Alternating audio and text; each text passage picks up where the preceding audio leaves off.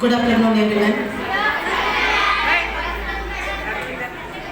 ವೇದಿಕೆ ಮೇಲೆ ಆಸೀನರಾಗಿರ್ತಕ್ಕಂತಹ ನಮ್ಮ ಆತ್ಮೀಯ ಸಹೋದ್ಯೋಗಿಗಳು ಹಾಗೂ ನಮ್ಮ ಹಿರಿಯ ಮಾರ್ಗದರ್ಶಿಗಳಾದಂಥ ಶ್ರೀ ರಾಘವೇಂದ್ರ ಸರ್ ಅವರೇ, ಹಾಗೂ ನನ್ನ ಸಹೋದ್ಯೋಗಿ ಆನಂದ್ ಸರ್ ಅವರೇ, ಮತ್ತೊಬ್ಬ ಸಹೋದ್ಯೋಗಿ ಶ್ರೀಮತಿ ಐಷಾ ಸುಲ್ತಾನರವರೇ, ಹಾಗೂ ಉಪಸ್ಥಿತ ಎಲ್ಲ ಹಿರಿಯ ಚೇತನರೇ ಹಾಗೂ ಶಿಕ್ಷಕ ಬಾಂಧವರು ಹಾಗೂ ಮುದ್ದು ಮಕ್ಕಳು, ಈ ದಿನ ಒಂದು ಗ್ರ್ಯಾಂಡ್ ಪೇರೆಂಟ್ಸ್ ಡೇನ ನಾವು ಆಚರಣೆ ಮಾಡ್ತಾ ಇರೋದಕ್ಕೆ ಕಾರಣ ಇಷ್ಟೇ. ಸದಾ ನಾವು ಬದುಕಿನ ಹೋರಾಟದಲ್ಲಿ ಏನಾಗ್ತಾ ಇದೆ ಅಂದರೆ, ತಂದೆ ತಾಯಿಗಳಿಗೆ ಸಮಯ ಇಲ್ಲ.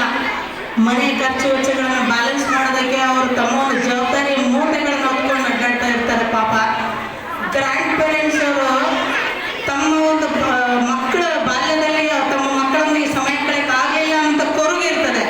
ಆ ಗ್ರ್ಯಾಂಡ್ ಪೇರೆಂಟ್ಸ್ಗಳಿಗೂ ಈಗಿನ ಜನರೇಷನ್ ಮಕ್ಕಳಿಗೂ ನಾವು ಸಂಬಂಧವನ್ನು ಬೆಸೆಯುವಂಥ ಒಂದು ಸುಮಧುರ ಕ್ಷಣಗಳನ್ನು ಆಯೋಜಿಸಬೇಕು ಅನ್ನೋಂಥ ಒಂದು ಉದ್ದೇಶ. ಆ ಸದುದ್ದೇಶದೊಂದಿಗೆ ಒಂದು ಹಿರಿಯರ ಒಂದು ಮಾರ್ಗದರ್ಶನದ ಅಡಿಯಲ್ಲಿ ಬೆಳೆದ್ರೆ ಮಕ್ಕಳ ಒಂದು ಭವಿಷ್ಯ ಹೇಗೆ ರೂಪುಗೊಳ್ಳುತ್ತೆ ಅನ್ನೋದನ್ನು ನಾವು ತಿಳಿಸ್ಬೇಕಾಗಿತ್ತು. ಹಿರಿಯರ ಮಾರ್ಗದರ್ಶನ ಎಷ್ಟು ಮುಖ್ಯ ಅಂದರೆ, ಇವತ್ತಿನ ಸಮಾಜದಲ್ಲಿ ಮಕ್ಕಳಿಗೆ ಎಂತೆಂಥ ಒಳ್ಳೆ ಒಳ್ಳೆ ಎಜುಕೇಶನ್ ಕೊಡಿಸ್ತಾ ಇದ್ದಾರೆ ಪೇರೆಂಟ್ಸ್. ಅದ್ರ ಬಗ್ಗೆ ಎರಡು ಮಾತಿಲ್ಲ. ಪೇರೆಂಟ್ಸ್ಗಳ ಒಂದು ಫೈನಾನ್ಷಿಯಲ್ ಸ್ಟೇಟಸ್ ಏನಿದೆ ಅನ್ನೋದ್ರ ಬಗ್ಗೆ ನಾವು ವಿಚಾರ ಮಾಡೋದಕ್ಕಿಂತ ಅವ್ರ ಸ್ಟೇಟಸ್ ಏನೇ ಇರಲಿ, ಅವ್ರಿಗೊಂದು ಗುರಿ ಇರ್ತದೆ. ನಾವು ಕಷ್ಟಪಟ್ಟು ಮೇಡಮ್ ನಾವು ಚೆನ್ನಾಗಿ ಓದಿಲ್ಲ, ನಮ್ಮ ಮಕ್ಕಳು ಚೆನ್ನಾಗಿ ಓದಬೇಕು, ಅದು ಏನೇ ಖರ್ಚಾಗಲಿ, ಎಂಥ ಒಳ್ಳೆ ಟ್ಯೂಷನ್ ಆದಾಗಲಿ, ಎಂಥ ಒಳ್ಳೆ ಸ್ಕೂಲ್ ಕಾಲೇಜ್ನಾಗಲಿ ನಮ್ಮ ಮಕ್ಕಳು ಓದಿ ಚೆನ್ನಾಗಿ ಮುಂದೆ ಬರಬೇಕು ಅನ್ನೋ ಒಂದು ಆಸೆ ಇರ್ತದೆ. ಅದೆಲ್ಲ ಮಾಡುವಂಥ ಧಾವಂತದಲ್ಲಿ ನಾವು ಏನು ಮರಿತಾ ಇದ್ದೀವಿ, ಮಕ್ಕಳಿಗೆ ಒಂದು ಮಾನವೀಯ ಮೌಲ್ಯಗಳನ್ನು ಬೆಳೆಸ್ತಾ ಇಲ್ಲ. ನಾವು ಏನೇ ದುಡ್ಡು ಕೊಟ್ಟರು ಸಹ ನಮಗೆ ಎಲ್ಲ ರೀತಿಯಾದ ವಿದ್ಯಾಭ್ಯಾಸಗಳನ್ನು ನಾವು ಪಡಿಬಹುದು. ಸಂಸ್ಕಾರ ಮಾತ್ರ ಈ ಕೊಡುವಂಥ ಯಾವುದೇ ವಿದ್ಯಾಲಯಗಳು ಇಲ್ಲ ನಮ್ಮಲ್ಲಿ. ಆ ಸಂಸ್ಕಾರ ಸಿಗಬೇಕು ಅಂದರೆ ನಾವೇ ಮನೆಯಲ್ಲಿ ತಂದೆ ತಾಯಿಗಳು, ಹಿರಿಯ ಜೀವಿಗಳು ಮತ್ತು ಶಿಕ್ಷಕರು. ಓದು ಬರಹ ನೆಕ್ಸ್ಟ್, ಸಂಸ್ಕಾರ ಮೊದಲು ಬೇಕು. ಸದೃಢ ಸಮಾಜಕ್ಕೆ ವಿದ್ಯಾವಂತರ ಅವಶ್ಯಕತೆ ಎಷ್ಟಿದೆಯೋ, ಸಂಸ್ಕಾರವಂತ ಪ್ರಜ್ಞಾವಂತ ನಾಗರಿಕರು ಕೂಡ ಅಷ್ಟೇ ಅವಶ್ಯಕ. ಆದ ಕಾರಣ ನಮ್ಮ ಮಕ್ಕಳಿಗೆ ನಾವು ಹೇಳ್ತೀವಿ, ಏನಾದರೂ ಎಂತಾದರೂ ಆಗೋ ಮೊದಲು ಸಂಸ್ಕಾರವಂತನಾಗಿರು. ಈ ಸಂಸ್ಕಾರ ಸಿಗಬೇಕಾದ್ರೆ ನಮ್ಮಲ್ಲಿ ಸಮಯಾವಕಾಶ ಇಲ್ಲ. ನಮ್ಮ ಮಕ್ಕಳಿಗೆ ನಾವು ಸಮಯಾವಕಾಶನ ಕೊಡ್ತಾ ಇಲ್ಲ.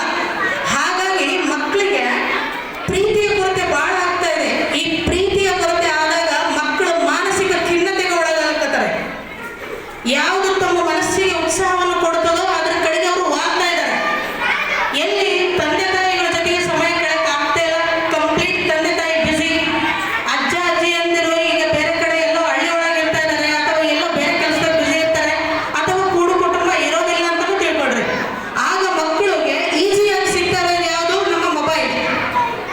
ಎಲ್ಲರ ಪಾತ್ರವನ್ನು ವಹಿಸುವಂಥ ಒಂದೇ ಒಂದು ಉಪಕರಣ ಅಂದರೆ ಮೊಬೈಲ್.